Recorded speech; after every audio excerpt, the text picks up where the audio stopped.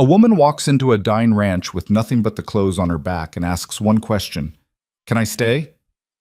The man who answers, scarred, silent, built from war and grief, says yes without knowing why. What starts as charity becomes something neither of them expected. She doesn't beg. He doesn't soften. But somewhere between the work and the silence, two people who've lost everything start building something that refuses to break.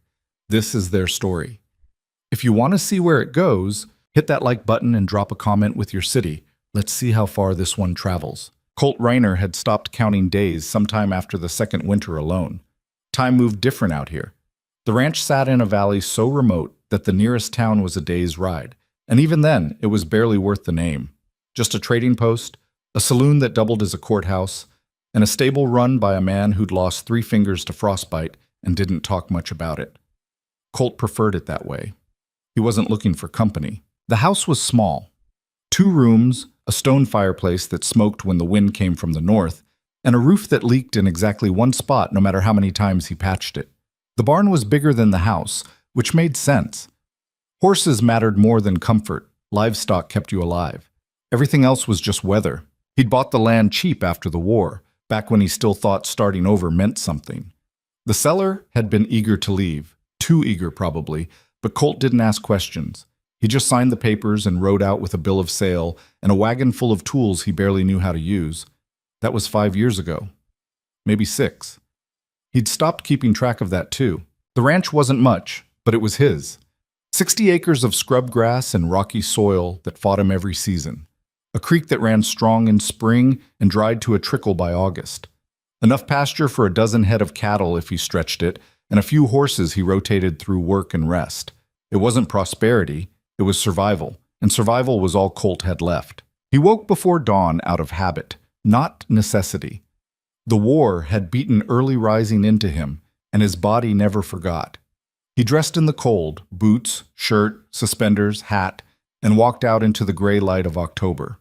The air smelled like frost and distance. He liked mornings. They were quiet, and quiet didn't ask anything of you. The horses were already stirring when he reached the barn. He fed them first, then the cattle, then checked the fence line along the eastern pasture where coyotes had been testing the wire. Everything was still intact. Good. He didn't have the energy for repairs today. By the time the sun broke over the hills, Colt had already worked 2 hours. He was back at the house pouring coffee that tasted like burnt dirt when he saw her. At first, he thought it was a trick of the light, something moving on the road that wasn't supposed to be there. But when he stepped onto the porch and shaded his eyes, he saw her clearly. A woman. Walking. She was still a quarter-mile out, but even from that distance, Colt could tell she wasn't local. She moved too slow, like every step cost her something. Her dress was torn at the hem, coated in dust so thick it looked like she'd been dragged behind a wagon. No hat, no bag, nothing. He set the coffee down and watched her approach. Most people didn't walk out here. If you were traveling, you rode or you took a wagon. Walking meant you'd lost something: your horse, your money, or your mind. Sometimes all 3. Colt had seen plenty of drifters over the years, men mostly, looking for work or running from something. He usually sent them on their way with a canteen and directions to the next town. He didn't have the resources to be charitable, and he sure as hell didn't have the patience. But this wasn't a man. She stopped at the edge of his property, just outside the fence that marked where his land began. She didn't call out, didn't wave, just stood there, swaying slightly like she was deciding whether to take another step or collapse where she stood. Colt walked down from the porch, boots crunching on the dry ground. He didn't say anything, not yet. He wanted to see what she'd do. Up close, she looked worse than he'd thought. Her face was sunburned, lips cracked and peeling. Her hair, dark, tangled, hung loose around her shoulders, and her hands were blistered raw. She couldn't have been more than 25, but exhaustion aged her. She looked like she'd been walking for weeks. "Water," she said. Her voice was hoarse, barely more than a whisper. Colt stared at her. "Where'd you come from?" She blinked, like the question didn't make sense. "East? That's a direction, not a place." "I know." She swayed again, and this time she caught herself on the fence post. "Do you have water or not?" He almost smiled. "Almost." Most people who showed up like this, half dead, desperate, came with a story. Some long explanation about bad luck or worse men, designed to pull sympathy out of you before you even realized you were giving it. But she didn't offer anything, just asked for water like it was the only thing that mattered. Colt turned without a word and walked back to the house. He came back with a canteen and held it out over the fence. She took it with both hands, unscrewed the cap, and drank. Not fast. She was too smart for that, but steady. When she finally stopped, she wiped her mouth with the back of her hand and looked at him. "Thank you." He nodded. "You should keep moving. Town's a day east if you follow the road." "I came from that direction." "Then go west. That's 2 days. Then you better start walking." She didn't move, just stood there, holding the canteen, looking at him like she was trying to figure out if he meant it. Colt frowned. "What?" "I'm asking if I can stay." "Stay where?" "Here." He laughed, a short, rough sound that didn't carry any humor. "No." "Why not?" "Because I don't know you, because I don't need help, because this isn't a boarding house." He took the canteen back. "Well, keep walking." She looked past him, toward the barn, the house, the stretch of land that rolled out in every direction. Then she looked back at him. "I can work," she said. "I know animals, I know fences, I know how to fix things." "I didn't ask what you know." "I'm not asking for charity, just a place to sleep and food. I'll earn it." Colt studied her. She was serious, stupid maybe, but serious. And there was something in her eyes, something stubborn and unbreakable, that reminded him of men he'd served with, men who didn't quit even when quitting made sense. "Where's your family?" he asked. "Don't have one." "Friends?" "No." "Money?" "No." "Then what the hell are you doing out here?" She met his gaze without flinching. "Surviving." The word hung in the air between them, sharp and final. Colt knew that word. He'd lived it for years. And maybe that's why he didn't send her away right then. Maybe that's why he looked at her, this stranger with nothing, asking for even less, and felt something shift in his chest. Not pity. He didn't do pity, but recognition. "Barn," he said finally. "You sleep in the barn. You don't come in the house. You don't touch anything that isn't yours. And if I tell you to leave, you leave. No arguments." She nodded. "Understood." "What's your name?" "Mara Vance." "Colt Rayner." He turned and started walking back toward the barn. "Come on, I'll show you where you can sleep." "Yeah." The barn smelled like hay and horse sweat, familiar and thick. Colt led her to the back corner where he kept old saddles and broken tools he hadn't gotten around to fixing. There was a pile of straw near the wall, relatively clean, and a wool blanket folded on top of a crate. "That's yours," he said, pointing to the blanket. "Don't expect anything fancy." Mara looked around, taking it in without comment. Then she set down the canteen and sat on the crate, wincing as her legs bent. "Thank you," she said again. Colt grunted. "Don't thank me yet. Work starts at dawn. If you can't keep up, you're gone." "I'll keep up." He doubted that. She looked like a strong wind could knock her over. But he didn't argue. He just nodded and left her there, alone in the barn with the horses in the fading light. Okay. That night, Colt sat in the house and tried to figure out what the hell he'd just done. He didn't need help. He'd been running this place solo for years and it worked. Sure, it was hard. Everything out here was hard, but he managed. Adding another person just complicated things, especially a woman. Women needed things, privacy, protection, conversation. Colt didn't have the bandwidth for any of that, but he'd said yes. He stared into the fire, nursing a glass of whiskey that tasted worse than the coffee, and told himself it was temporary. She'd work a few days, realize how brutal it was, and leave on her own. Problem solved. Except when he looked out the window toward the barn, he saw a faint glow. A lantern, probably. And he wondered if she was still awake. Wondered what she was thinking. Wondered where the hell she'd come from and why she'd walked all the way out here with nothing. He drained the glass and went to bed. Mara didn't leave. The next morning, Colt woke to the sound of the barn door creaking open. He pulled on his boots and walked outside, expecting to find her gone. But she was there, standing near the water trough, washing her face and hands like she'd done it 100 times before. She looked up when she heard him. Morning, he nodded. You eat? Not yet. Come on. He led her to the house and made breakfast. Eggs, bread, coffee. Nothing fancy. They ate in silence, sitting across from each other at the small wooden table. Mara didn't ask questions, didn't try to fill the quiet with small talk. She just ate, methodically, like someone who'd gone hungry enough times to appreciate a meal. When they finished, Colt stood. Let's go. We're mending the fence on the north pasture. She followed him without hesitation. The work was brutal. The fence had taken damage from a storm 2 weeks prior, posts knocked loose, wire tangled and torn. Colt had been putting off the repair because it required 2 people, and he didn't have 2 people. Until now. He handed Mara a pair of gloves and a hammer. Hold the post steady while I drive it in. She did.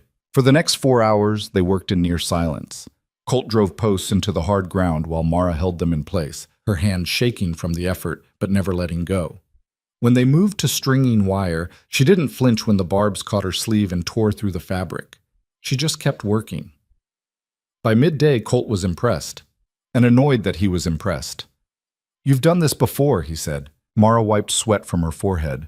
My father had a farm, small one. I helped him with repairs. Where is he now? Dead. Colt didn't push. He knew better. They finished the fence just before sunset. Mara's hands were blistered and bloody despite the gloves, but she didn't complain. She just washed them in the creek and wrapped them in strips of cloth Colt gave her. You did good, he said. She looked at him, surprised. Thanks. He walked back to the house, and she walked back to the barn. And that became the rhythm. Oh. Days turned into weeks. Mara worked harder than Colt expected. She wasn't strong, not like a man, but she was relentless. She mucked stalls, hauled water, repaired tools, and didn't ask for breaks. She learned fast, too. He showed her how to check a horse's hooves for stones, and the next day she did it without being asked. He mentioned the roof leaked, and 2 days later she'd climbed up there with tar and shingles and patched it herself. She didn't talk much. Neither did he.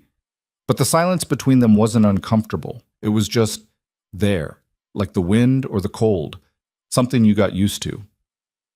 One evening, after a long day of moving cattle to the west pasture, Colt found her sitting outside the barn, staring at the horizon. The sun was setting, painting the sky in shades of orange and red. He sat down beside her. You thinking about leaving? She shook her head. No? Why not? Because I like it here. He frowned. It's hard work, no money, no comfort. Why would you like it? Mara turned to look at him. Because no one's trying to take it from me. Colt didn't know what to say to that, so he didn't say anything. He just sat there with her, watching the sun disappear behind the hills. Winter came fast. By November, the temperature had dropped below freezing most nights, and snow dusted the ground every morning. Colt moved Mara out of the barn and into the house, not out of kindness, but practicality. If she froze to death, he'd be back to working alone, and that didn't make sense. He gave her the second room, a cramped space with a narrow bed and a window that didn't close all the way. She didn't complain. She just moved her things in and kept working. They fell into a routine. Wake before dawn, feed the animals, check the fences, chop wood, haul water, eat, sleep, repeat. It should have been monotonous, soul-crushing even, but Colt found himself not hating it. For the first time in years, the silence didn't feel empty. It felt shared. One night, after a particularly brutal day of clearing snow from the barn roof, they sat by the fire. Mara was mending a tear in her coat, and Colt was sharpening a knife he used for skinning game. Can I ask you something? Mara said. Colt looked up. Go ahead. Why'd you let me stay? He didn't answer right away. He tested the edge of the knife against his thumb, then set it down. I don't know. That's not an answer. It's the only one I've got. She smiled, just a little. Fair enough. Why'd you ask to stay? He said. Because I didn't have anywhere else to go. That's not an answer either. Then we're even. He almost laughed. Almost. By December, the snow was waist deep in some places, and the work became a battle just to stay alive. They burned through firewood faster than Colt could chop it, and the cattle needed constant care to keep them from freezing. Every day was a test. But Mara never faltered. She worked beside him in the cold, her breath fogging in the air, her hands red and raw. And somewhere in the middle of that frozen hell, Colt realized something that scared him more than the war ever had. He didn't want her to leave. The realization didn't hit him all at once. It crept in slow like frost spreading across a window. It started with small things. The way Mara knew to add an extra log to the fire before the house got too cold. How she'd started leaving his coffee on the table in the morning, already poured, still hot. The sound of her footsteps overhead when he woke in the night, checking the animals during a storm because she knew he'd do the same thing, and she didn't want him going out alone. Colt had lived alone for so long that he'd forgotten what it felt like to share space with someone who didn't need constant instruction. Mara just knew. And the knowing settled into the routine until he couldn't remember what it had been like before she showed up.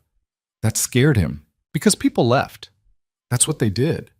They stayed until staying got hard, and then they found reasons to go. His parents had died when he was 14. The men he'd served with in the war, most of them were dead too, or scattered so far across the country he'd never see them again. And the woman he'd almost married before he bought the ranch? She'd taken one look at the land, the isolation, the sheer brutality of the life he was choosing, and walked away without a fight. He didn't blame her, not really. It took a certain kind of crazy to choose this. But Mara had chosen it, without being asked, without knowing what it would cost her. And that's what scared him most. By mid-January, the snow was relentless. It fell in heavy sheets that turned the world into a colorless blur, and the wind howled through the valley like something alive and angry. Colt had seen bad winters before, but this one felt personal, like nature had decided to test just how much two people could take. They worked in shifts now. One of them would stay inside, keeping the fire going and melting snow for water, while the other went out to check the livestock. The cattle huddled together in the low pasture, their breath steaming in the freezing air, and the horses stayed close to the barn where the wind couldn't reach them as hard. Colt hated sending Mara out into the cold, but she insisted. "I'm not helpless," she'd said one morning when he tried to argue. "And if you go out there alone and break your leg, we're both dead." She was right. He hated that too. One afternoon, when the snow had paused long enough to give them a few hours of weak sunlight, Colt decided to check the fence line along the northern border. It was the most exposed section of the property, and if the wire had come loose, the cattle could wander into the next valley and they'd lose them for good. "I'm coming with you," Mara said, already pulling on her coat. "You don't have to." "I know." She wrapped a scarf around her neck and grabbed a pair of gloves. "Let's go." They rode out together on horseback, the snow crunching under the animals' hooves. The cold bit through every layer of clothing, sharp and unforgiving, and Colt's fingers went numb even inside his gloves. Beside him, Mara rode in silence, her face half hidden by the scarf, but her eyes were sharp, scanning the horizon. When they reached the fence, Colt saw the damage immediately. 2 posts had snapped under the weight of the snow, and the wire sagged low enough that a calf could step over it without trying. "Damn it," he muttered, dismounting. Mara swung down beside him. "We need new posts." "I know. Problem is, I don't have any up here." "Then we make do." She walked over to a cluster of trees a few yards away and started testing the trunks, looking for something strong enough to replace the broken posts. Colt watched her for a moment, then joined her. Together they found 2 saplings that might work. Not perfect, but good enough. He used his hatchet to chop them down while Mara cleared the broken posts from the ground. It took over an hour to get the new posts set and the wire restrung. By the time they finished, the sun was already sinking behind the hills, and the temperature was dropping fast. "We need to head back," Colt said, flexing his hands to get the blood moving again. Mara nodded, but as she turned toward her horse, she stumbled. Just a little, enough that Colt noticed. "You all right?" "Fine. Just cold." He didn't believe her, but he didn't push. They mounted up and started back toward the ranch, the wind picking up again as darkness settled over the valley. Halfway home, Mara's horse stumbled. Colt pulled up short, turning in his saddle. "What happened?" "I don't know. He just—" Mara's voice was tight, strained. She was leaning forward in the saddle, one hand gripping the reins, the other pressed against her side. Colt rode up beside her. "Mara." She didn't answer. Her face was pale, her lips pressed into a thin line. "Mara, talk to me." "I'm fine," she said, but her voice shook. No, you're not. He dismounted and reached for her horse's rein, steadying the animal. Get down! I can ride! Get down! She hesitated, then swung her leg over and slid to the ground. The moment her feet hit the snow, her knees buckled. Colt caught her before she fell, his arm around her waist. What's wrong? He asked, his voice sharper than he meant it to be. Nothing. I just need a minute. He pulled her scarf down and saw the color draining from her face. You're not fine. What hurts? My side. It's nothing. Colt's jaw tightened. Let me see. It's just... Let me see. Reluctantly, Mara lifted the edge of her coat. Beneath it, her shirt was stained with blood. Not a lot, but enough. Colt's stomach dropped. When did this happen? When we were fixing the fence. The wire caught me. It's not deep. Why didn't you say anything? Because it's not deep. He stared at her, furious and terrified in equal measure. You're bleeding. It'll stop. Not if you keep riding. He looked around. They were still a mile from the house, and the light was fading fast. If they didn't move soon, they'd be riding in the dark. And that was a good way to get lost, or worse. Can you ride if I tie you to the saddle? He asked. Mara frowned. I'm not that bad. Can you or can't you? She exhaled, frustrated. Yes, I can ride. Good. He helped her back onto her horse, then mounted his own. Stay close. If you feel dizzy, you tell me. Understand? I understand. They rode in silence, Colt keeping one eye on the path and the other on Mara. She held herself upright, but he could see the effort it took. Her breathing was shallow, and every few minutes she'd shift in the saddle like she was trying to find a position that didn't hurt. By the time they reached the house, it was fully dark, and Mara was barely holding on. Colt dismounted and pulled her down from the horse, half carrying her to the door. Inside, he set her on a chair by the fire and lit the lamps. The room filled with warm light, and he finally got a good look at the wound. It wasn't as bad as he'd feared, but it wasn't good either. The barbed wire had torn through the fabric of her shirt and sliced a jagged line across her ribs. It had stopped bleeding, but the edges were raw and dirty. I need to clean this, Colt said, already moving toward the basin to heat water. Mara leaned back in the chair, her eyes closed. I told you it wasn't deep. Deep enough? He poured water into a pot and set it over the fire, then grabbed a clean cloth and a bottle of whiskey from the cupboard. When the water was warm, he brought it over and knelt beside her. This is going to hurt. I know. He worked carefully, cleaning the wound and wiping away the dried blood. Mara didn't flinch, but he saw her hands grip the armrests of the chair, her knuckles white. Why didn't you tell me when it happened? He asked, his voice low. Because we had work to do. You could have passed out up there. But I didn't. Colt paused, the cloth still in his hand. You're too stubborn for your own good. Mara opened her eyes and looked at him. So are you. He almost smiled. Almost. Instead, he poured whiskey over the wound to disinfect it, and this time Mara did flinch, sucking in a sharp breath through her teeth. Sorry, Colt muttered. Liar. He wrapped the wound with a strip of clean cloth, tying it tight enough to hold, but not so tight it cut off circulation. When he finished, he sat back on his heels and looked at her. You need to rest. I'm fine. Mara, she sighed. Fine. I'll rest. He helped her to her room and made sure she was settled before heading back to the kitchen. The adrenaline that had carried him through the ride home was fading now, replaced by something heavier. Fear, maybe. Or the memory of fear. He'd seen men die from wounds smaller than that. Infection, fever, blood loss. It didn't take much out here where doctors were days away and medicine was whatever you could scrounge up on your own. Colt poured himself a glass of whiskey and sat by the fire, staring into the flames. Outside, the wind howled, rattling the windows and shaking the walls.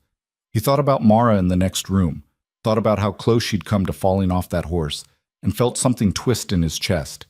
He didn't want to care. Caring made you weak. It gave the world something to take from you. But it was too late. He already cared. The next morning, Mara was up before him. Colt found her in the kitchen, standing at the stove with one hand braced against the counter and the other stirring a pot of oatmeal. She moved slowly, carefully, but she was moving. What the hell are you doing? He asked. Making breakfast. You should be in bed. I've been in bed. Now I'm making breakfast. She glanced at him over her shoulder. Sit down. It's almost ready. Colt wanted to argue, but the look on her face told him it wouldn't do any good. So he sat. And when she set a bowl in front of him a few minutes later, he ate without comment. They worked lighter that day, just feeding the animals and checking the water. Mara moved stiffly, her hand occasionally drifting to her side, but she didn't complain.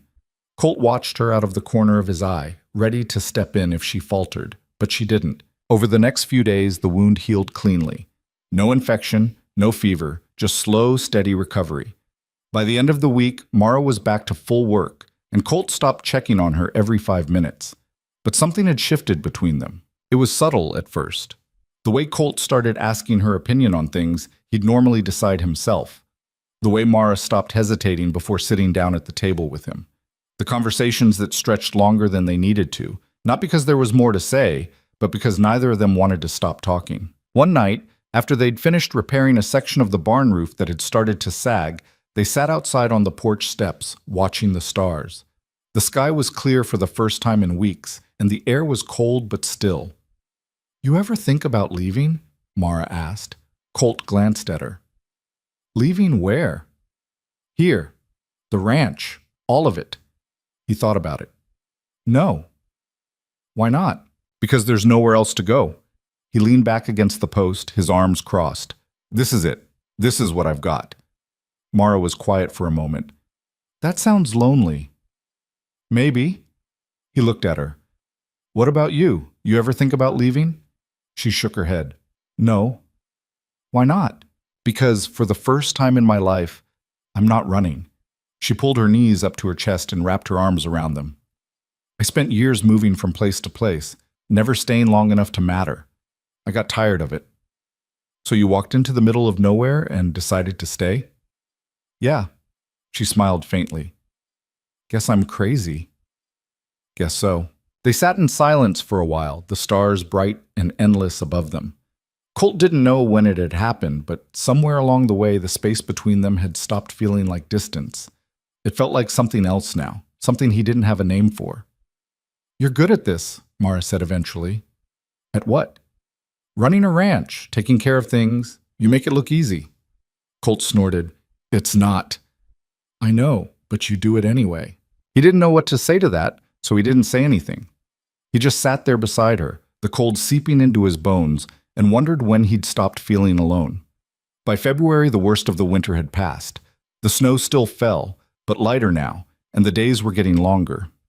Colt and Mara settled into a rhythm that felt less like survival and more like something sustainable. They worked together without needing to speak. She'd hand him a tool before he asked for it. He'd start a task and she'd finish it without being told. It was efficient, seamless, and dangerous, because the more time Colt spent with her, the harder it became to imagine the ranch without her. One afternoon, while they were hauling firewood from the storage shed to the house, Mara paused and looked at him. Can I ask you something? Sure. What happened to you before this? Colt set down the wood he was carrying and straightened. What do you mean? I mean, you don't talk about it. Where you came from, what you did. You just exist, like the past doesn't matter. He was quiet for a long time. Finally, he said, It doesn't. That's not true. It is for me. Mara studied him, her expression unreadable. You were in the war. It wasn't a question. Colt exhaled slowly. Yeah. Which side? Does it matter? Maybe. He picked up the wood again and started walking toward the house. Mara followed. I fought for the Union, he said after a while. 3 years? Indiana infantry. Saw action in Tennessee, Georgia, Virginia. Lost more friends than I care to count. And after? After, I came out here. Figured I'd start over. Be someone different. He dropped the wood by the fireplace and turned to face her. Didn't work. Why not? Because you can't outrun what you've done. You just carry it with you. Mara looked at him for a long moment, and he saw something shift in her eyes. Recognition, maybe. Or understanding. I know what that's like, she said quietly. Yeah? She nodded. My father died when I was 16. Fever. My mother remarried a year later to a man who didn't want me around, so I left. Worked where I could, moved when I had to. I've been running ever since. Until now. Until now.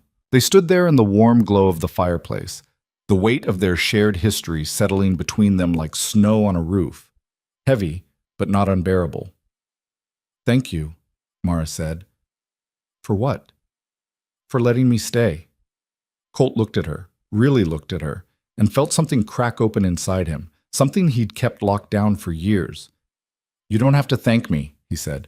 You've earned it. She smiled just a little. Still, that night, Colt lay awake in his room, staring at the ceiling. He could hear Mara moving around in the next room, settling in for the night, and the sound of it, the proof that she was there, that she wasn't leaving, made his chest ache. He told himself he didn't need anyone, that he was fine on his own. But the truth was, he hadn't been fine in a long time. And now, with Mara here, he wasn't sure he could go back to being alone. The thought terrified him. By March, the snow had started to melt, revealing patches of brown grass and mud. The creek swelled with runoff, and the air smelled like wet earth and new growth. It was still cold, but the kind of cold that promised spring instead of threatening death. Colt and Mara spent their days preparing for the season ahead, repairing tools, mending fences, planning where to plant the small vegetable garden Mara had suggested. It felt strange planning for the future. Colt had spent so long just trying to survive the present that thinking ahead felt almost foolish, but Mara made it seem possible. One evening, as they were walking back from the barn, Mara stopped and looked out at the valley. The sun was setting, painting the hills in shades of gold and purple, and the wind had died down to almost nothing. It's beautiful here, she said. Colt followed her gaze. Yeah, it is. Do you ever get used to it? No. He turned to look at her. But that's not a bad thing. She smiled, and for the first time since she'd arrived, Colt saw something in her face that hadn't been there before. Peace, maybe. Or hope. I'm glad I stayed, she said. Me too. They walked the rest of the way in silence, and when they reached the house, Colt held the door open for her. She stepped inside, and he followed, closing the door behind them. For the first time in years, the house didn't feel empty. It felt like home. Spring came in pieces, not all at once. First, the ice on the creek broke apart with sharp cracks that echoed through the valley. Then the mud appeared, thick and relentless, turning every step into a battle. The cattle grew restless, eager for fresh grass that hadn't started growing yet, and the horses shed their winter coats in clumps that stuck to everything. Colt hated spring. It was messy and unpredictable, and it always brought more work than he was ready for. But this year felt different. This year, he had help. Mara had proven herself 10 times over by now, but she still worked like she had something to prove. She was up before dawn most mornings, already feeding the horses by the time Colt made it to the barn. She never asked for days off or complained about the mud or the cold mornings that still bit through their clothes. She just worked. And somewhere in the middle of all that work, Colt realized he'd stopped thinking of her as temporary. One afternoon in early April, they were repairing the gate on the south pasture when a rider appeared on the ridge. Colt saw him first, a dark silhouette against the pale sky, moving slow and deliberate. "We expecting someone?" Mara asked, shading her eyes. "No." Colt set down the hammer and walked toward the fence line, his hand instinctively moving to the rifle he kept strapped to his saddle. Visitors were rare out here, and the ones who showed up unannounced usually brought trouble. The rider came closer, and Colt relaxed slightly when he recognized the horse. It was Tom Grady, the man who ran the trading post in town. He was in his 60s, lean and weathered, with a gray beard and a perpetual squint from years of staring into the sun. "Colt," Grady called out as he approached. "Didn't expect to find you out here fixing fences." "Where else would I be?" Grady grinned and dismounted, tying his horse to the post. "Fair point." He glanced at Mara, then back at Colt. "Got yourself some help, I see." "This is Mara Vance," Colt said. "Mara, this is Tom Grady. Runs the trading post." Mara nodded. "Nice to meet you." Grady tipped his hat. "Likewise." He turned back to Colt. "I was passing through and thought I'd stop by. Haven't seen you in town since November. Figured I'd check if you were still alive." "Still alive?" Colt said. "What brings you out this far?" "Got a letter for you." Grady reached into his coat and pulled out a folded piece of paper, yellowed at the edges. "Came in a few weeks ago. Been holding on to it, waiting for you to show up. Finally decided to bring it myself. Colt took the letter, frowning. He didn't get mail. Ever. The only people who knew where he lived were long dead or didn't care. Who's it from? Mara asked. Colt turned the letter over, studying the handwriting on the front. It was neat, precise, unfamiliar. I don't know. Grady shrugged. Well, I did my part. You two take care now. He untied his horse and swung back into the saddle. And Colt, don't be a stranger. Town's still there if you need it. Thanks, Tom. Grady rode off and Colt stood there holding the letter like it might explode. You going to open it? Mara asked. Eventually. Why not now? Because I don't like surprises. Mara tilted her head. You let me stay. That was a surprise. That was different. How? Colt didn't answer. He folded the letter and shoved it into his pocket, then picked up the hammer and went back to work. Mara watched him for a moment, then did the same, but the letter stayed in his pocket, heavy and distracting, for the rest of the day. That night, after they'd finished dinner and Mara had gone to her room, Colt finally opened it. The letter was short, 3 paragraphs written in the same neat handwriting. It was from a man named Samuel Cross, a lawyer in Cheyenne. He explained that he represented the estate of a woman named Margaret Calloway, who had passed away the previous winter. According to the letter, Margaret had been Colt's aunt, his mother's younger sister, and she'd left him her property. Colt read the letter twice, then set it on the table and stared at the fire. He didn't remember much about his mother's family. She'd never talked about them, and after she died, Colt had been too young to ask the right questions. He vaguely recalled an aunt who'd visited once when he was a boy, but the memory was hazy, more feeling than fact. And now she was dead, and she'd left him a house. The property was in a town called Laramie, about 3 days' ride east. According to the lawyer, it was a modest home with a small plot of land, nothing fancy but well-maintained and fully paid off. The letter explained that Colt could claim it by traveling to Cheyenne and signing the necessary papers. He folded the letter and set it aside, his mind churning. A house in Laramie, a fresh start. A chance to leave the ranch behind and live somewhere easier, somewhere with neighbors and stores and a real doctor within shouting distance. It was everything he told himself he didn't want, but it was also everything Mara might need. The thought hit him harder than he expected. Out here, life was brutal. Every winter was a gamble, every storm a threat. The isolation wore people down and the work never stopped. It wasn't a life anyone should choose if they had another option. And now Colt had another option. He could sell the ranch, take the house in Laramie, and give Mara something better, something safer. The idea made sense. It was logical, practical, even generous. So why did it feel like giving up? Colt didn't sleep well that night. He lay in bed, staring at the ceiling, and thought about what it would mean to leave. The ranch had been his for 5 years. He'd built it from nothing, survived winters that should have killed him, and carved out a life that was hard but his. And then there was Mara. She'd chosen this place, chosen him. And he didn't know if she'd made that choice because she wanted to or because she didn't have anywhere else to go. He needed to know. The next morning, Colt found Mara in the barn brushing down one of the horses. She looked up when he walked in, her expression calm and focused. "Morning," she said. "Morning." Colt leaned against the stall door watching her work. "I need to talk to you about something." Mara set down the brush. "All right." He pulled the letter from his pocket and handed it to her. "Read this." She unfolded it carefully and scanned the contents, her brow furrowing as she read. When she finished, she looked up at him. "You have family in Cheyenne?" "Had. She's dead now." "I'm sorry." Colt shrugged. "I didn't know her. Not really." Mara handed the letter back. "So what are you going to do?" "I don't know yet." He hesitated, then said, "The house is in Laramie. It's a real town. Easier living, more people." "Sounds nice." "It is nice. A lot nicer than this." He gestured around the barn. "Out here, it's just work and cold and trying not to die. In Laramie, you'd have neighbors, a community, a life that doesn't break your back every day." Mara crossed her arms. "Why are you telling me this?" "Because I want to know what you think." "About what?" "About leaving." She stared at him, her expression unreadable. "You want to leave the ranch?" "I don't know," Colt said honestly.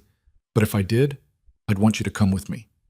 Mara was quiet for a long time. When she finally spoke, her voice was steady but careful. Why? Because you deserve better than this. Better than what? This. He gestured again, frustrated now. Living in a barn, working yourself to death, spending every winter wondering if you'll make it to spring. I've made it so far. That's not the point. Then what is the point, Colt? He exhaled sharply, running a hand through his hair. The point is, I don't want you to stay here because you don't have anywhere else to go. I want you to stay because you want to. Mara looked at him for a long moment, her eyes searching his face. Then she stepped closer. I'm not here because I don't have options, she said quietly. I'm here because this is where I want to be. You say that now, but what about next winter, or the one after that? What happens when you get tired of freezing and starving and working until your hands bleed? Then I'll deal with it. She held his gaze. I'm not afraid of hard work, Colt, and I'm not afraid of this place. What are you afraid of? She hesitated, then said, losing it. The words hung between them, raw and honest. Colt looked at her, really looked at her, and saw the truth in her eyes. She wasn't asking for easier, she was asking for permanence, and that terrified him. I don't know if I can give you that, he said. I'm not asking you to. Mara's voice was firm now. I'm just asking you not to make decisions for me. If you want to go to Laramie, then go. But don't do it because you think it's what I need. Do it because it's what you want. Colt didn't know what to say, so he didn't say anything. He just stood there, the letter still in his hand, and tried to figure out what the hell he actually wanted. Over the next few days, Colt couldn't stop thinking about the letter. He went through the motions, feeding the animals, mending fences, chopping wood, but his mind was somewhere else. He kept imagining what it would be like to leave, to pack up everything he owned, ride east, and start over in a place where survival wasn't a daily fight. It sounded easy, too easy. And that's what bothered him. Because the ranch wasn't just land. It was proof that he'd survived, proof that he'd built something with his own hands and kept it alive against every odd. Leaving felt like admitting defeat, but staying felt selfish. One evening, after a long day of plowing the field for planting, Colt sat on the porch and watched the sun set. Mara came out a few minutes later and sat beside him, a cup of coffee in her hands. You're still thinking about it, she said. Yeah. Have you decided? No. He glanced at her. Have you? Mara smiled faintly. I already told you. I'm staying. Even if I leave. Even if you leave. Colt turned to face her fully. You'd run this place alone? If I had to. You'd probably do a better job than me. Probably. She took a sip of her coffee. But I'd rather do it with you. The words hit him harder than he expected. Not because they were dramatic or poetic, but because they were simple, honest, real. Colt looked out at the valley, at the land he'd fought so hard to keep, and felt something settle inside him. I'm not going to Laramie, he said. Mara didn't react. She just nodded, like she'd already known. Why not? She asked. Because this is home. He turned to her. And you're here.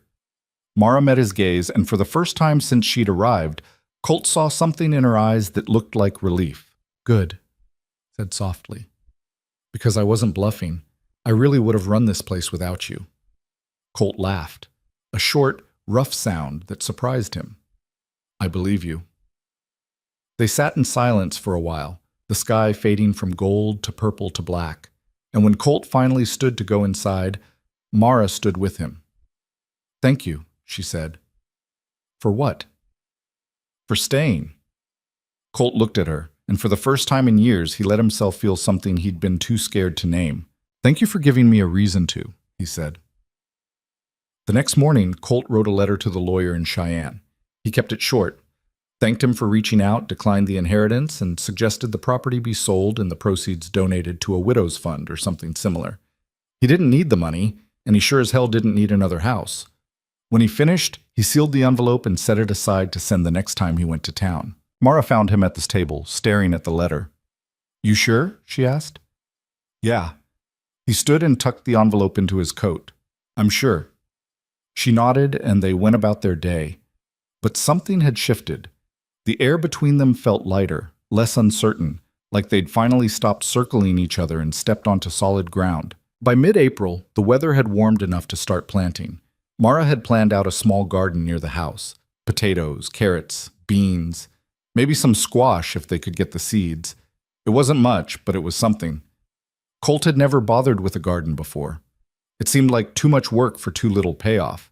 But watching Mara dig rows in the soil with the same focus she brought to everything else, he found himself wanting to help. "You know what you're doing?" he asked, kneeling beside her. "My father taught me, before he died." "He teach you anything else?" Mara smiled.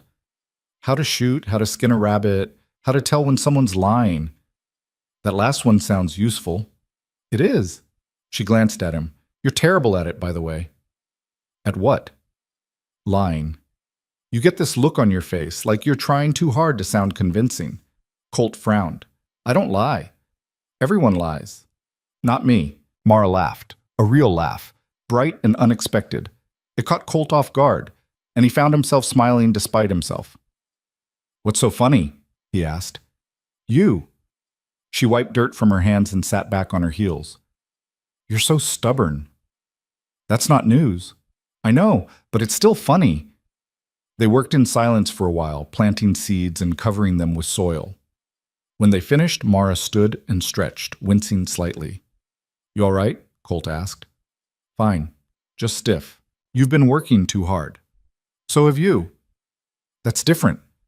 "Why? Because you're a man?" Colt opened his mouth to argue, then stopped.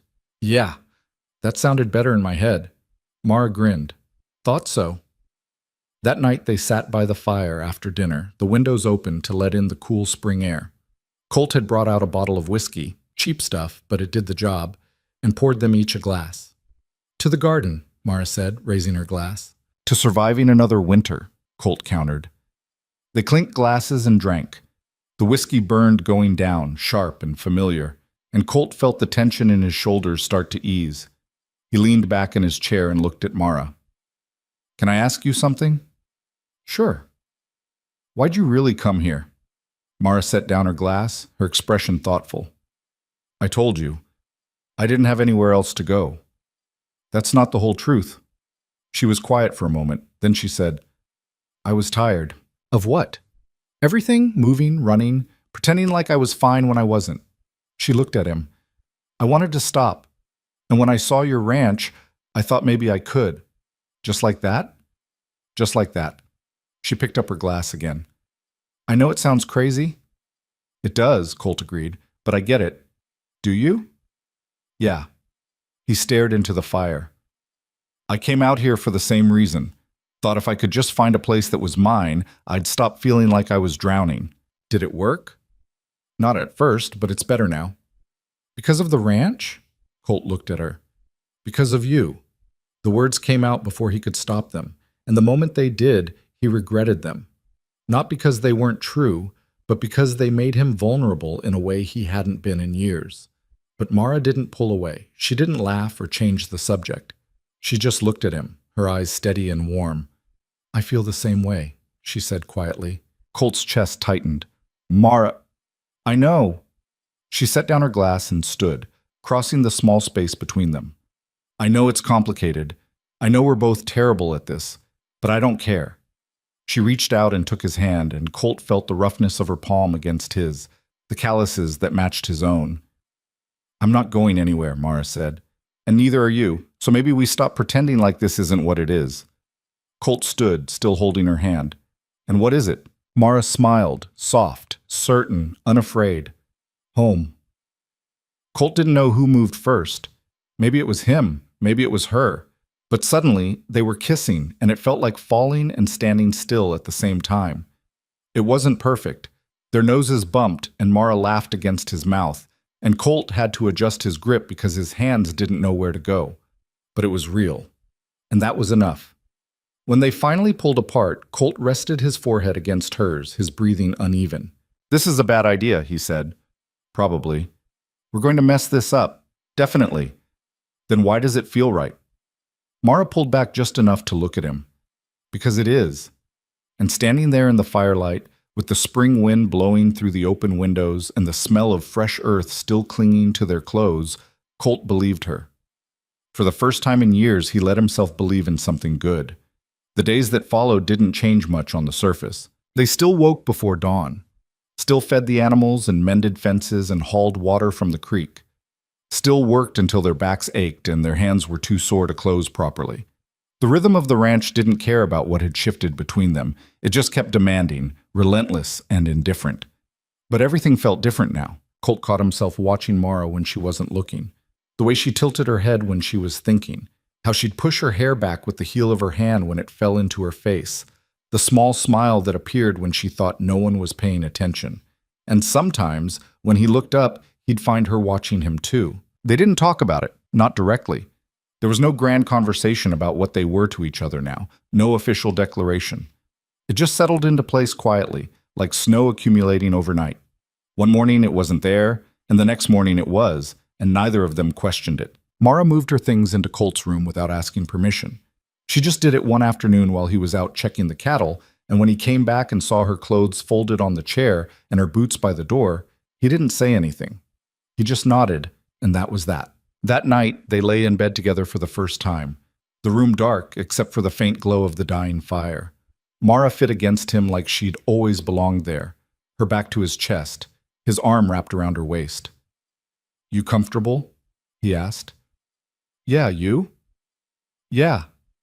She was quiet for a moment, then said, "This is strange." "What is?" "This. Feeling like I belong somewhere." Colt tightened his grip slightly. "You do belong here." "I know. That's what makes it strange." He didn't have an answer for that, so he just held her, listening to her breathing slow and even out as she fell asleep. And for the first time in longer than he could remember, Colt didn't lie awake staring at the ceiling. He just closed his eyes and let himself rest. By May, the garden had started to grow.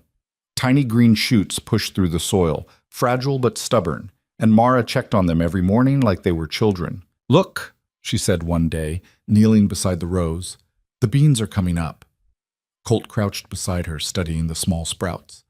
"How long before we can eat them?" "Couple months, maybe less if the weather holds." "That's a long time to wait for a handful of beans." Mara smiled. "Good things take time." "Is that supposed to be profound?" "It's supposed to be true." He stood and offered her his hand. She took it, and he pulled her to her feet. For a moment they just stood there, her hand still in his, the sun warm on their faces. "Thank you," Mara said. "For what?" "For letting me plant this." Colt frowned. "It's your garden. You don't need to thank me." "I know, but I want to anyway." He didn't know what to say to that, so he just kissed her forehead and went back to work. The weeks rolled forward, each one bleeding into the next. The cattle fattened on the new grass, and the horses grew restless with the warmer weather. Colt and Mara worked side by side, their movements synchronized in a way that came from spending every waking hour together. It wasn't always easy. They argued sometimes, usually about small things, like the best way to fix a gate, or whether they needed to ride into town for supplies. Mara could be stubborn when she thought she was right, and Colt had never been good at backing down. But the arguments never lasted long. They'd yell for a few minutes, realize they were both being ridiculous, and move on. One afternoon in early June, they were working on replacing a section of the barn roof when Mara stopped and looked at him. "Can I ask you something?" Colt set down the hammer. "Sure." "Do you ever think about the future?" "Sometimes. Why?" "Because I do. All the time now." She sat back on her heels, her hands resting on her knees. "And I keep wondering what it looks like." "What do you want it to look like?" Mara hesitated, then said, "This, but more solid. Like we're not just surviving anymore, like we're actually building something." Colt looked at her, at the earnestness in her face, and felt something shift in his chest. "We are building something." "I know, but I mean something permanent, something that lasts." "Like what?" She didn't answer right away. When she finally spoke, her voice was quieter. "Like a family." The word hung in the air between them, heavy with implications. Colt's first instinct was to deflect, to make a joke or change the subject, but he didn't. He just looked at her and said, "Is that what you want?" "I think so. Maybe. I don't know." Mara shook her head, frustrated. "I've never had that before. A real family. So I don't know if I'm even capable of it. You are. How do you know? Because you're here, and you stayed. Colt reached out and took her hand. That's what family does. Mara looked down at their joined hands, her expression unreadable. Then she looked back up at him. What about you? Do you want that? Colt thought about it. Really thought about it.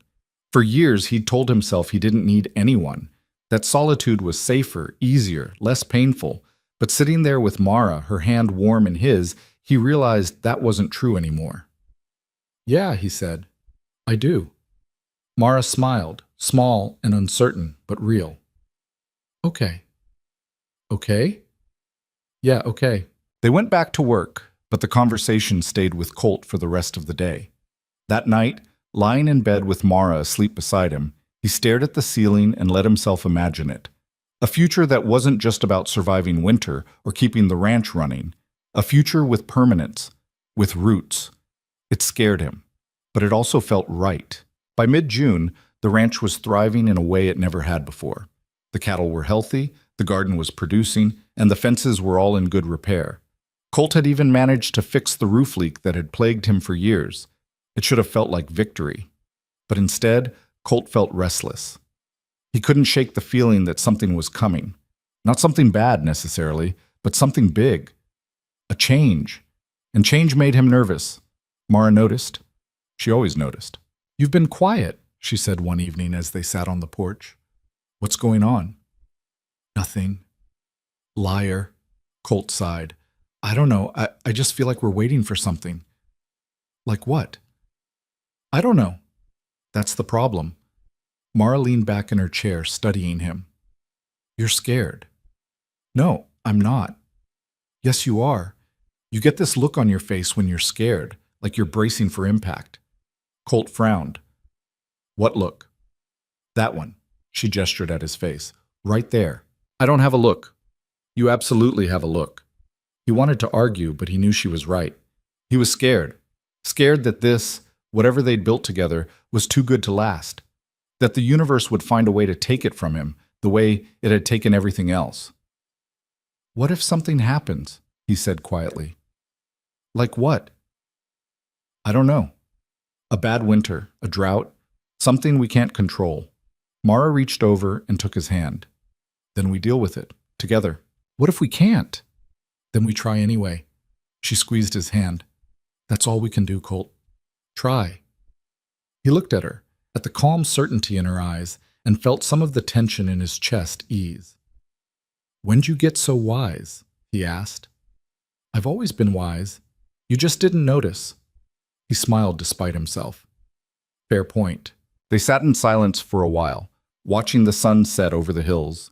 And when Mara stood to go inside, Colt followed her, leaving his fear on the porch where it belonged. In late June, Mara started feeling sick. It was subtle at first, just a vague queasiness in the mornings that she brushed off as bad coffee or something she'd eaten. But it persisted, and after a week, it got worse. Colt found her one morning, leaning against the barn wall with her eyes closed and her face pale. You all right? He asked. Fine, just dizzy. How long have you been dizzy? A few days. It's nothing. Colt didn't believe her. You should rest. I'll rest when the work's done. Mara, I'm fine, Colt. She pushed off the wall and walked past him toward the house. Stop worrying. But he did worry. Over the next few days, he watched her carefully, noting the way she'd pause sometimes, her hand on her stomach, her expression distant. She ate less, worked slower, and went to bed earlier than usual. Finally, one night after dinner, Colt cornered her.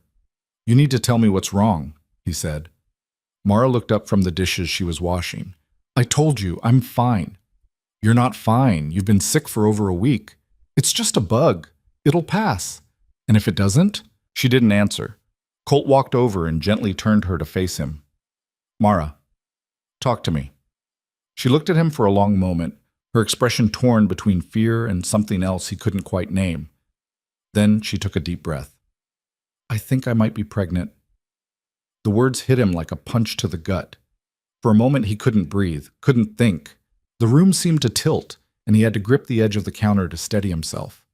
You think? He managed. I don't know for sure, but the signs are there. Colt stared at her, trying to process what she'd just said. Pregnant. A baby. Their baby.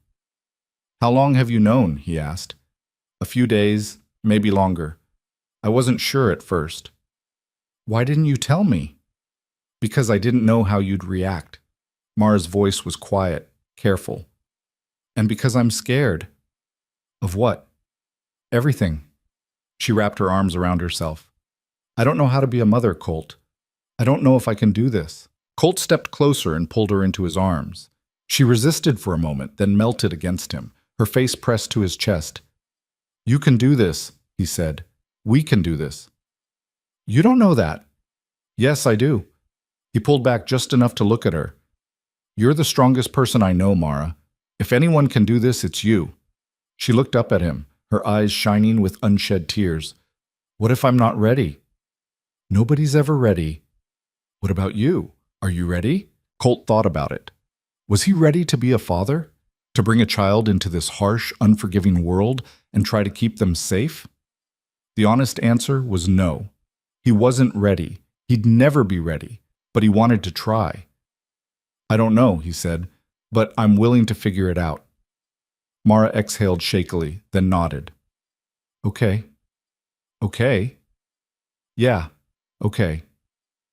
They stood there in the kitchen, holding each other, the weight of the future pressing down on them like snow on a roof. Heavy, but not unbearable. The next few weeks were strange. Mara's sickness got worse before it got better. Some mornings she couldn't keep anything down, and Colt would find her outside, leaning against the fence, waiting for the nausea to pass.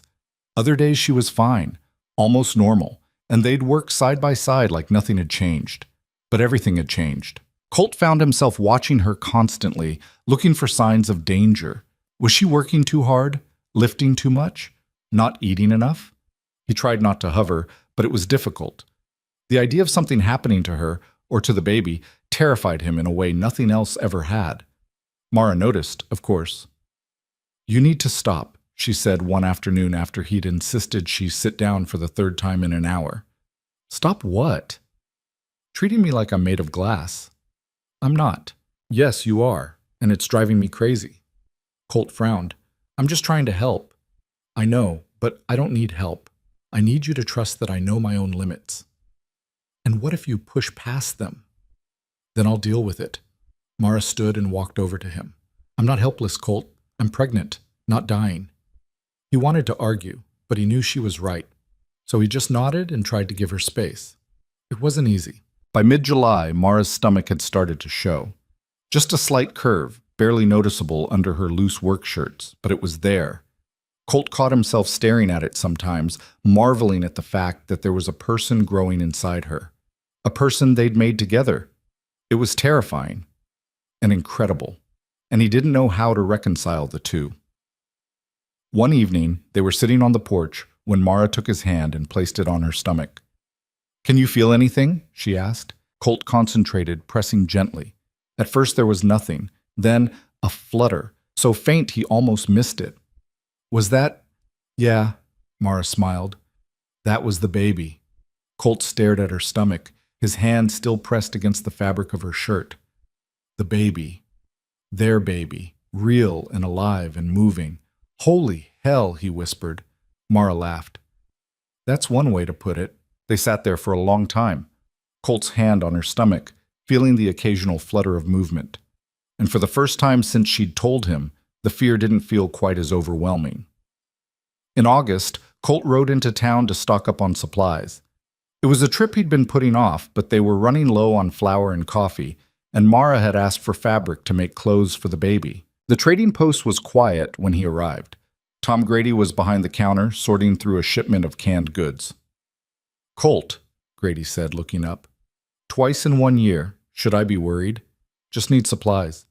Fair enough. Grady set down the cans and pulled out a ledger.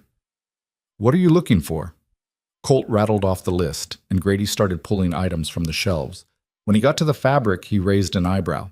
Fabric? You taking up sewing? It's for Mara. Ah. Grady grinned. How's she doing, anyway? Haven't seen her since that first time you brought her through. She's good. Pregnant, actually. Grady stopped mid-reach and turned to stare at him. Pregnant? Yeah. Well, I'll be damned. Grady's grin widened. Congratulations, Colt. Didn't think I'd see the day. Neither did I. Grady clapped him on the shoulder, then went back to gathering supplies. When everything was packed and loaded onto Colt's horse, Grady leaned against the counter. You scared? He asked. Colt considered lying, then decided against it. Terrified. Good. That means you're paying attention. Grady folded his arms. Being a father's the hardest thing you'll ever do, but it's also the best. You'll figure it out. You got kids? 3. All grown now. But I remember what it was like when the first one came. Grady's expression softened. It changes you. In a good way. Colt nodded, filing the words away. Thanks, Tom. Any time. He rode back to the ranch slowly, the supplies weighing down the saddlebags. By the time he arrived, the sun was setting and Mara was waiting on the porch. How was town? She asked as he dismounted. Fine. Grady says congratulations. Mara smiled. He knows? I told him. And he says we'll figure it out. Do you believe him? Colt looked at her, at the way the fading light caught in her hair and softened her features. Yeah, I do. By September, the baby was undeniable. Mara's stomach had rounded out, and she moved with the careful deliberation of someone carrying something precious. She still worked, though Colt had finally convinced her to scale back. No more lifting heavy loads or climbing ladders, just the lighter tasks, feeding the chickens, tending the garden, mending clothes. She hated it. I feel useless, she said one afternoon. You're not useless. I'm sitting here sewing while you do all the real work. Sewing is real work. Mara gave him a look. You're just saying that to make me feel better. Maybe. Is it working? No. Colt sat down beside her and took the needle from her hands. You're growing a person, Mara. That's harder than anything I'm doing out there. Doesn't feel like it. Well, it is. He handed the needle back. So stop beating yourself up. She sighed but didn't argue. That night they lay in bed together, Mara on her side with Colt's hand resting on her stomach. The baby was active now, kicking and shifting, and Colt could feel every movement. You think it's a boy or a girl? Mara asked. I don't know. Does it matter? Not really. I'm just curious. What do you want it to be? Mara thought about it. Healthy. That's all I want. Me too. They were quiet for a while, and then Mara said, What if something goes wrong? Colt's chest tightened. Nothing's going to go wrong. You don't know that. No, but I'm choosing to believe it anyway. Mara turned her head to look at him. When did you become an optimist? I'm not.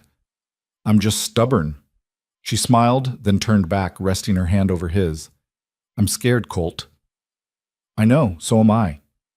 But you're still here. I'm not going anywhere. Mara exhaled slowly, and some of the tension left her body. Good. Because I need you. I need you too. They fell asleep like that, tangled together, the baby moving between them like a promise. By October, the leaves had started to turn, and the air carried the crisp bite of approaching winter. Colt worked long hours preparing the ranch for the cold months ahead, chopping firewood, reinforcing the barn, stocking up on feed. Mara helped where she could, but she tired easily now. Her back ached, her feet swelled, and she spent more time resting than she liked. Colt didn't mind. He just worked harder to make up for it. One afternoon, while Colt was splitting wood, he heard Mara call his name from the house. There was something in her voice, urgency, maybe fear, that made him drop the axe and run. He found her in the bedroom, standing by the bed, with one hand on her stomach and the other braced against the wall. What's wrong? He asked, breathless. I think it's time. Colt's heart stopped. Time? Like time? Yeah. But it's too early. You're not due for another month. I know, but the baby doesn't care. Colt's mind raced. The nearest doctor was in town, a full day's ride away. There was no time to get there and back. They were on their own. Okay, he said, forcing himself to stay calm. Okay, what do you need? Water, towels, and you. Mara looked at him, her face pale but determined. I need you to stay with me. I'm not going anywhere. He moved quickly, gathering everything she'd asked for and more. He boiled water, laid out clean towels, and helped Mara onto the bed. She gripped his hand, her breathing shallow and uneven. "You've done this before, right?" she asked. "Delivered a baby?" "No." "Great. That makes two of us." Colt almost laughed. Almost. "We'll figure it out." "You keep saying that." "Because it's true." The labor was long and brutal. Mara worked through each contraction with gritted teeth and white knuckles, and Colt stayed beside her, holding her hand and whispering encouragement even when he had no idea what he was doing. Hours passed. The sun set, and the room grew dark except for the lamplight.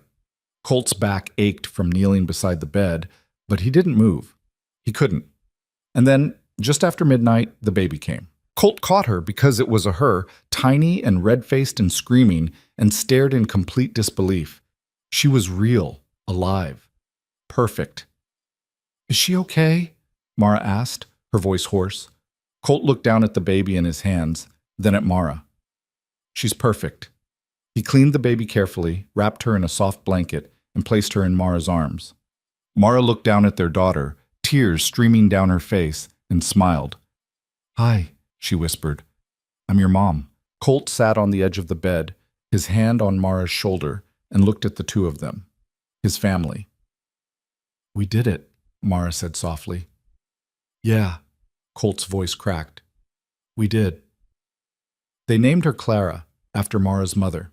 She was small but strong, with dark hair and eyes that seemed to take in everything.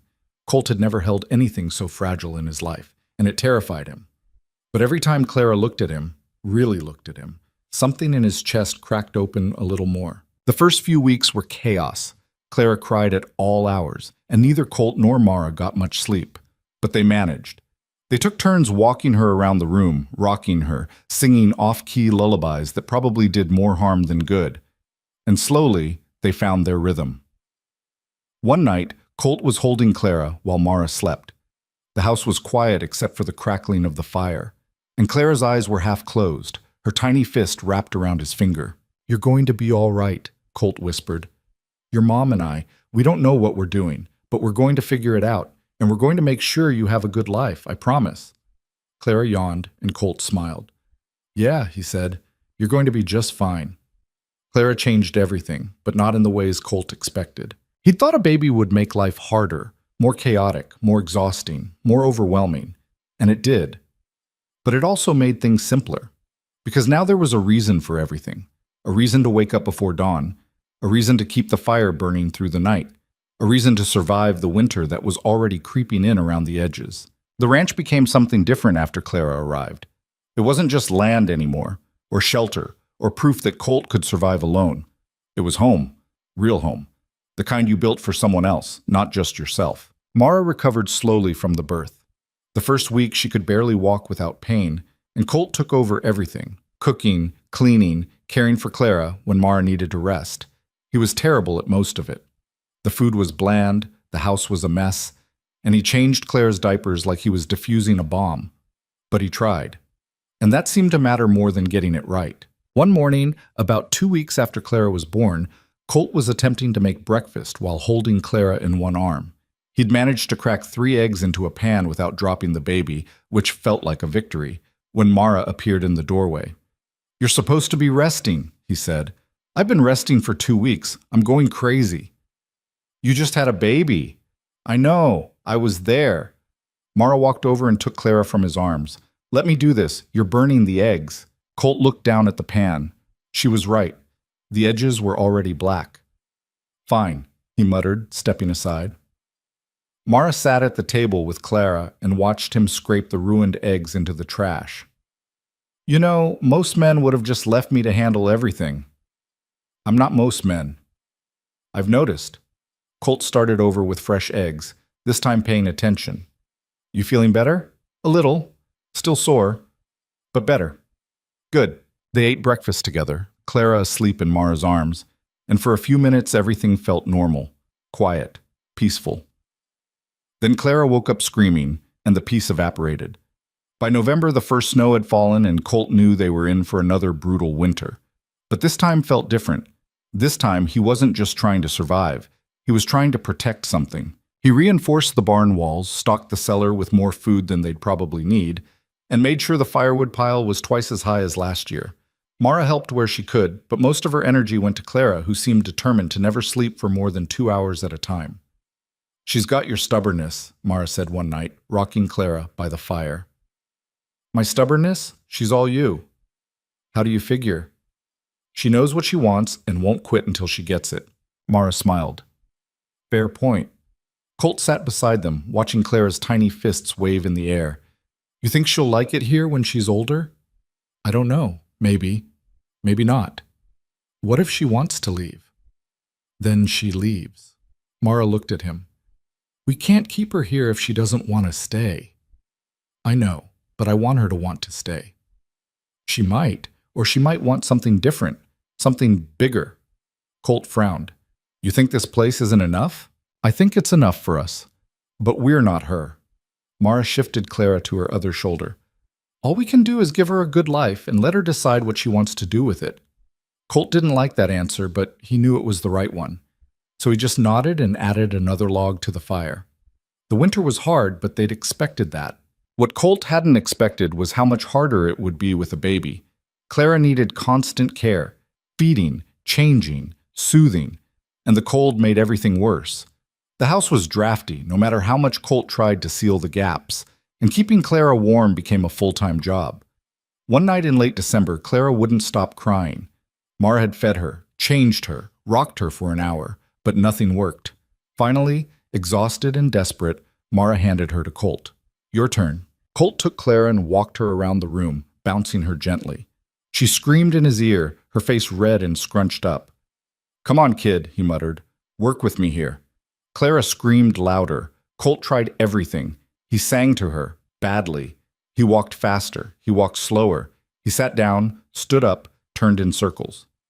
Nothing helped. Finally, out of desperation, he wrapped Clara in a blanket and carried her outside. The cold air hit them both like a slap, and Clara stopped crying. Just stopped. She blinked up at the sky, her eyes wide, and made a small sound that wasn't a scream. Colt stared at her, then looked up at the stars. They were bright tonight, sharp and clear against the black sky. "You like that?" he asked quietly. Clara made another sound, almost like a coo. Colt walked slowly across the yard, his boots crunching in the snow. Clara stayed quiet, her eyes fixed on the sky, and for the first time in hours, Colt felt like he could breathe. When he finally went back inside, Mara was waiting by the door. "How'd you do it?" she asked. "I took her outside." "It's freezing out there." "I know, but she liked it." Mara looked at Clara, who was now half asleep in Colt's arms, and shook her head. "She's definitely your daughter." "Yeah, she is." By January, they'd settled into a routine that almost worked. Colt handled most of the ranch work while Mara took care of Clara and the house. It wasn't equal. Mara's job was harder, but it was functional, and functional was all they could ask for. One afternoon, while Clara was napping and Mara was sewing, Colt brought up something that had been on his mind for weeks. "I've been thinking," he said. Mara looked up. "About what?" "About making this official." "Making what official?" "Us." Colt set down the knife he'd been sharpening. "Getting married." Mara blinked. "Married?" "Yeah." "Why?" "Why?" Colt frowned. "Because we have a kid together. Because we're building a life together. Because it feels like the right thing to do." Mara set down her sewing. "You don't have to marry me just because we have a baby, Colt." "I'm not. I want to marry you because I want to marry you." "Are you sure?" "Yes." He crossed the room and knelt in front of her chair. "I love you, Mara. I don't say it enough, and I'm probably terrible at showing it, but it's true. And I want to spend the rest of my life with you. Officially." Mara looked at him for a long moment, her expression unreadable. Then she smiled. "Okay." "Okay?" "Yeah. Let's get married." Colt exhaled, relieved. "Good. That's good." "But I'm not wearing a fancy dress," Mara added, "and we're not having some big ceremony. I wouldn't expect anything less." They got married on a cold morning in February, in front of Tom Grady and his wife in the trading post. There was no music, no flowers, No guests beyond the Gradys and Clara, who slept through the entire thing. The ceremony lasted maybe 5 minutes. Grady read some words from a book. Colt and Mara said, "I do," and that was it. They were married. Afterward, Grady clapped Colt on the shoulder. "Congratulations, you've just made the best decision of your life." "Or the worst," Colt said. "Probably both." Mara laughed, and Colt realized he'd never seen her look so happy. It wasn't the big, obvious kind of happiness. It was quiet and steady, like the first warm day after a long winter. On the ride back to the ranch, Clara started fussing, and Mara pulled her out of the sling to calm her. "You happy?" Colt asked. "Yeah. You?" "Yeah. Good." Mara adjusted Clara in her arms. "Because you're stuck with me now." "I can live with that." Spring came slowly, the way it always did. The snow melted in patches, revealing brown grass and mud, and the creek swelled with runoff. Clara was 4 months old now, and she'd started smiling, real smiles, not just gas, and Colt found himself doing ridiculous things just to see her face light up. Mara teased him about it constantly. "You're going soft," she said one afternoon, watching him make faces at Clara. "I am not. You made horse sounds for 10 minutes straight yesterday just to make her laugh. She liked it." "That's my point." Colt picked Clara up and held her against his chest. "You think I'm soft?" he asked her. Clara grabbed his nose. "See?" Mara said. "Even she agrees." Colt rolled his eyes, but he didn't argue. Maybe he was getting soft, but he didn't care. For the first time in his life, he had something worth being soft for. By April, the garden was planted again, bigger this time, and the ranch was running smoother than it ever had. Colt and Mara worked together like they'd been doing it for decades, each anticipating what the other needed before they had to ask. Clara was crawling now, which meant they had to keep a constant eye on her. She'd get into everything if they turned their backs for even a second. The firewood, the tools, the chickens. Nothing was safe. One afternoon, Colt found her sitting in the dirt near the barn, chewing on a stick. "Really?" he said, scooping her up. "You've got a whole house full of toys, and you pick a stick?" Clara grinned at him, dirt smeared across her face. "You're going to give your mother a heart attack," Colt muttered, carrying her back to the house. Mara took one look at Clara and sighed. "I was gone for 5 minutes." "She moves fast." "Clearly." Mara cleaned Clara up while Colt washed his hands. When they sat down for lunch, Clara between them in her chair, Colt looked around the table and felt something settle in his chest. This was it. This was the life he'd been fighting for without knowing it. Not perfect, not easy, but real. By summer, Clara was walking, or trying to. She'd take a few wobbly steps, fall on her backside, and try again. Colt spent hours following her around the yard, ready to catch her if she fell too hard. "She's tougher than you think," Mara said one evening, watching from the porch. "I know, but she's also tiny." "So were you once." "Doubtful." Mara smiled and went back to shelling peas. Colt stayed with Clara, letting her grab his fingers for balance as she took another shaky step. "That's it," he said. "You've got it." Clara took 3 more steps before plopping down in the grass. She looked up at Colt and laughed, a bright, joyful sound that made his chest ache. "Good job, kid," he said, sitting beside her. Clara crawled into his lap and rested her head against his chest. Colt wrapped his arms around her and looked out at the valley. The sun was setting, painting the hills in gold and orange, and for a moment everything was still. He thought about the man he'd been when he first came here, angry, broken, running from a past he couldn't escape. And he thought about the man he was now, still broken, maybe, still carrying scars, but not running anymore. Because here's the thing, nobody tells you about survival. It's not about being strong all the time. It's not about never falling apart or never being scared. It's about finding something or someone worth holding on to when everything else is falling apart. For Colt, that something was this ranch, this life, this family, and he'd fight like hell to keep it. By the time Clara turned 2, the ranch had grown. Colt had expanded the pastures, added more cattle, and built a second barn for storage. Mara's garden had become a small farm, producing more vegetables than they could eat, which meant trips to town to sell the surplus. Clara went with them sometimes, sitting in front of Mara on the horse, her eyes wide as she took in the world beyond the ranch. She was talking now, full sentences, most of them questions. Why is the sky blue? Where do horses sleep? Can I ride by myself? Colt answered when he could, made up answers when he couldn't, and redirected when the questions got too complicated. One afternoon, after a particularly long string of why questions, Mara leaned over and whispered, "You're going to have your hands full when she gets older." "We," Colt corrected. "We're going to have our hands full." Fair point. That fall, Colt started teaching Clara how to ride. She was still too small to handle a horse on her own, but he'd sit her in front of him on his saddle and let her hold the reins while he controlled the horse from behind. Clara loved it.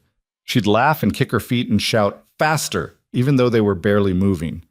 "She's fearless," Mara said, watching from the fence. "She gets that from you." "Please. She gets everything from you." Colt glanced down at Clara, who was grinning like she'd just won a race. "Maybe a little from both of us." By the time Clara was 3, she'd become a fixture on the ranch. She followed Colt everywhere, mimicking his movements and asking 1,000 questions about everything he did. She helped Mara in the garden, her small hands digging in the dirt, and she'd sit by the fire at night, listening to them talk about the day's work.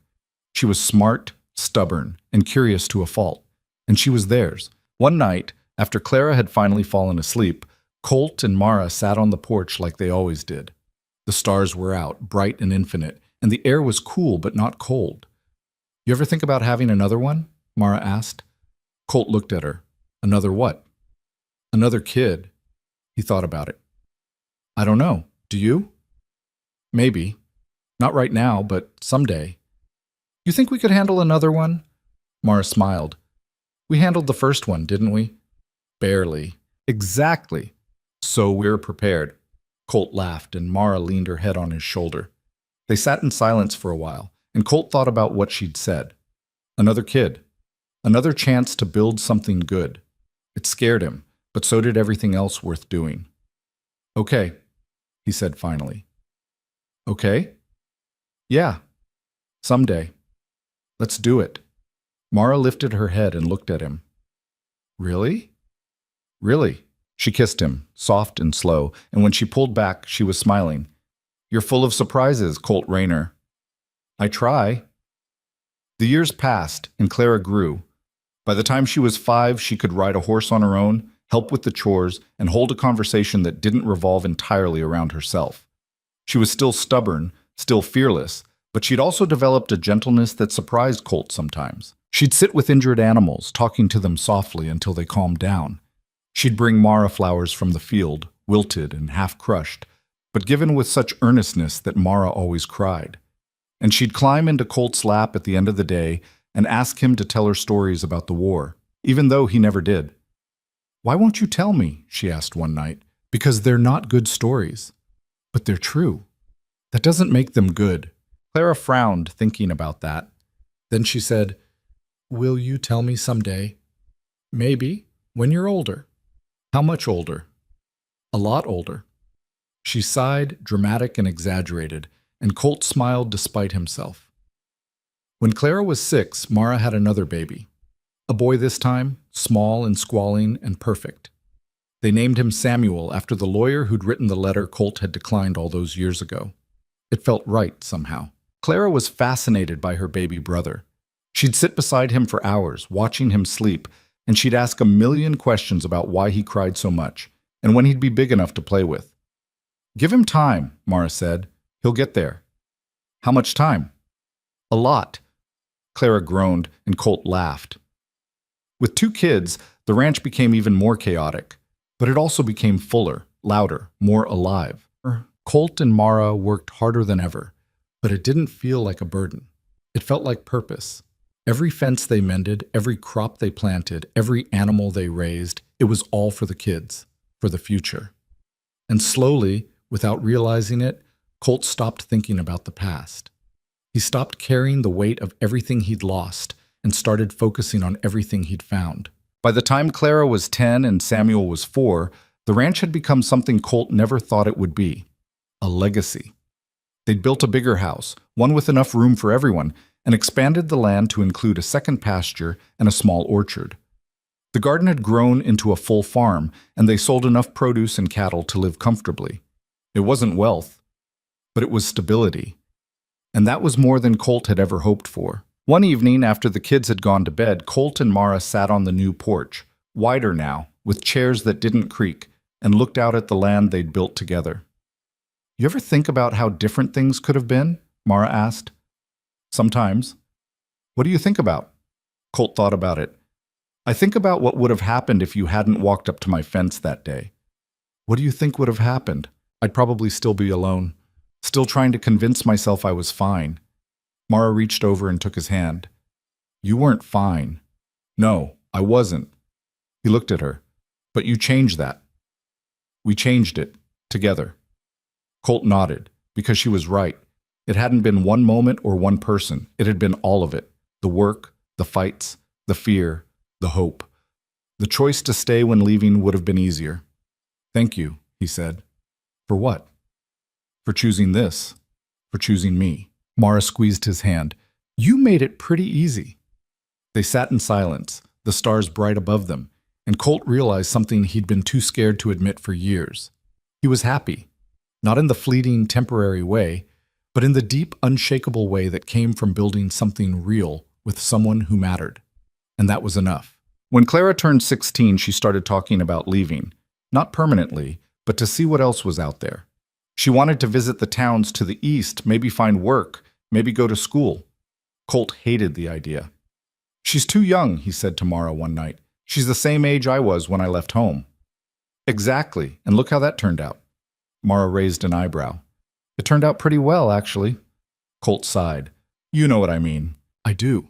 But you can't keep her here forever, Colt. She needs to make her own choices. What if she makes the wrong ones? Then she learns, just like we did.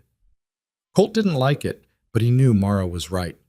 So when Clara came to him a few weeks later and asked if she could go to Laramie for the summer to work at a seamstress shop, he said yes. It was one of the hardest things he'd ever done. Clara left in early May, riding east with a family who'd agreed to let her travel with them. Colt watched her go, his chest tight, and didn't say anything until she was out of sight. She'll be fine, Mara said, standing beside him. I know. Then why do you look like someone died? Because I'm her father. That's my job. Mara smiled and leaned against him. She'll come back. You don't know that. Yes, I do, because this is her home, and she knows it. Colt wanted to believe her. And when Clara came back in August, sun-browned and smiling, full of stories about the town and the people she'd met, he finally did. I missed it here, Clara said one night, sitting on the porch with Colt and Mara. Yeah? Colt asked. Yeah, the town was nice, but it's not the same. This is home. Colt looked at Mara, and she gave him a small, knowing smile. Welcome back, he said. Clara grinned. Thanks, Dad. The years kept moving, steady and relentless. Samuel grew into a quiet, thoughtful boy who loved the animals more than the work, but never complained. Clara stayed on the ranch, eventually taking over most of the daily operations as Colt and Mara slowed down. She was better at it than Colt had ever been, and he told her so.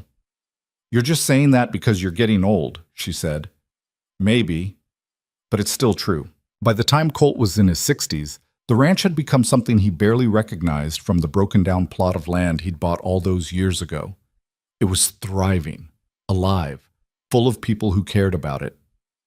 One evening, sitting on the porch with Mara, both of them gray now, their hands worn and scarred from decades of work, Colt looked out at the valley and thought about the man he used to be. You think we did okay? He asked. Mara looked at him. With what? All of it. The ranch, the kids, this life. Mara smiled. Yeah, I think we did okay. Colt nodded, satisfied. Because here's what he'd learned over the years. Life didn't owe you anything.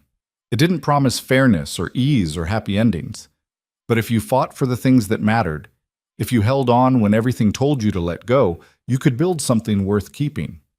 And that's what they'd done. Not perfectly, not without mistakes or regrets, but with love and stubbornness and a refusal to give up even when giving up seemed like the only option. They'd built a home, a family, a legacy. And in the end, that was more than enough. Colt Rayner died in his sleep on a cold January night, 2 weeks after his 70th birthday. Mara found him in the morning, his face peaceful, his hand still resting on hers. She didn't cry, not right away. She just sat beside him for a long time, holding his hand, and thought about the life they'd lived together. It had been hard, brutal sometimes, but it had also been beautiful, and she wouldn't have changed a single thing. Clara and Samuel buried him on the hill overlooking the valley, the same hill where Colt used to sit and watch the sunset. It felt right. At the funeral, Clara stood beside the grave and said a few words. She talked about her father's stubbornness, his quiet strength, the way he'd built something lasting out of nothing. She talked about the lessons he'd taught her, about work, about resilience, about choosing to stay when leaving seemed easier. And when she was done, she looked at Mara and said, "He loved you more than anything." Mara nodded, tears finally streaming down her face. "I know." They stood together on that hill, the wind cold and sharp, and said goodbye to the man who'd given them a home. Mara lived another 10 years after Colt died. She stayed on the ranch, helping where she could, watching Clara and Samuel raise their own families on the land she and Colt had fought so hard to keep. And when her time came, she went peacefully, surrounded by the people she loved, in the house she'd helped build. They buried her beside Colt, and Clara planted a tree between their graves, a sturdy oak that would grow tall and strong, its roots deep in the soil they'd worked together. Years later, when Clara's grandchildren asked about the people buried on the hill, she'd tell them the story, about a woman who walked into the middle of nowhere with nothing but hope, and a man who gave her a chance when he had every reason not to. She'd tell them about the winters they survived, the battles they fought, the life they built from scratch, and she'd tell them the most important thing she'd learned from watching them, that home isn't a place you find, it's something you build, with your hands, your heart, and the people you choose to stand beside.